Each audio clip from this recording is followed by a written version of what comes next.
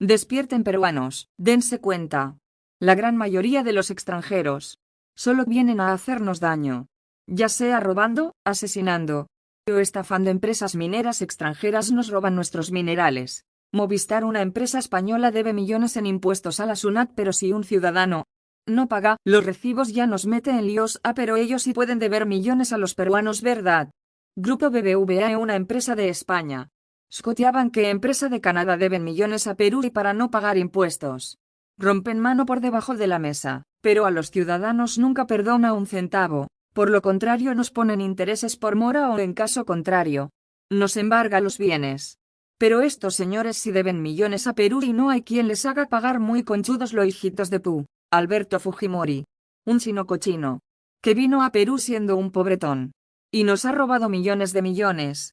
Y no contento con eso, incluso se dedicó a asesinar ciudadanos, inventándose la excusa del terrorismo y, lo que es peor, nos hizo creer que por fin llegó la justicia al encarcelarlo, pero este cochino construyó él mismo una cárcel a su medida para que pueda seguir gobernando desde la cárcel. Sí, señores, Alberto Fujimori seguía gobernando desde la cárcel y cada vez que salía con la excusa de que está mal de salud, este pendejo salía para reunirse con los jueces, fiscales y congresistas para planear sus estrategias. Y su partido político, Cambio 90, era una completa organización criminal conformada por todo tipo de escorias en el poder, incluido policías militares. Y toda esta organización criminal, Cambio 90 con pantalla política, fue cambiada de nombre y heredado a Keiko Fujimori, y esta persona se encargó de juntar más criminales a su partido político. Y cuando digo partido político es entre comillas, ya que ahora todos conocemos la verdad.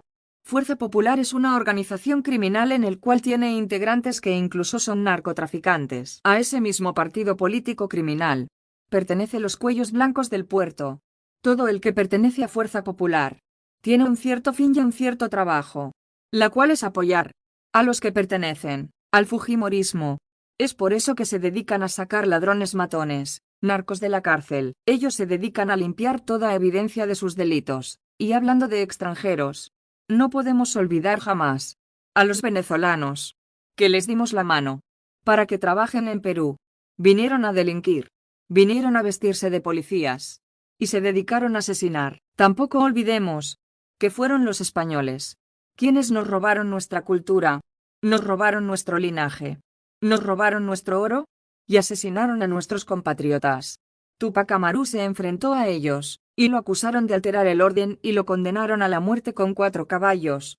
Lo decapitaron. Señores peruanos, debemos expulsar a los extranjeros de Perú, ya que ellos solo vienen a hacernos daño. Y por último, pero no por menos, debemos expulsar a los norteamericanos hijitos de putilla que vinieron a robarnos nuestros minerales, a contaminar nuestras aguas, a eliminar nuestras culturas y a fomentar la dictadura con actitudes de represores.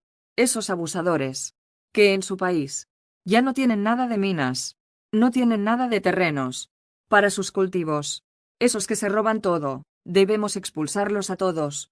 Esos extranjeros que lo único que hacen es inducir a nuestros compatriotas a que hagan daño para que después ellos se laven las manos, como Poncio Pilato. Y debemos ser directos. Aquí los que cometen delito son las empresas extranjeras. Al romper las manos, dando dineritos extras a los congresistas y mandatarios por debajo de la mesa, ellos son culpables de sobornos y enriquecimiento ilícito, culpables de alterar el orden constitucional de nuestro país. Recuerden siempre, el subordinado comete el delito, pero el mandamás comete el crimen.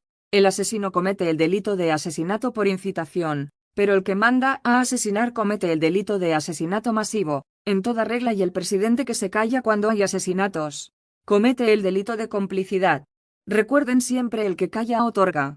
Usando la lógica, si el presidente se calla y no hace nada por castigar a los asesinos, simplemente está de acuerdo con los asesinos, lo cual nos lleva a 2 conclusiones.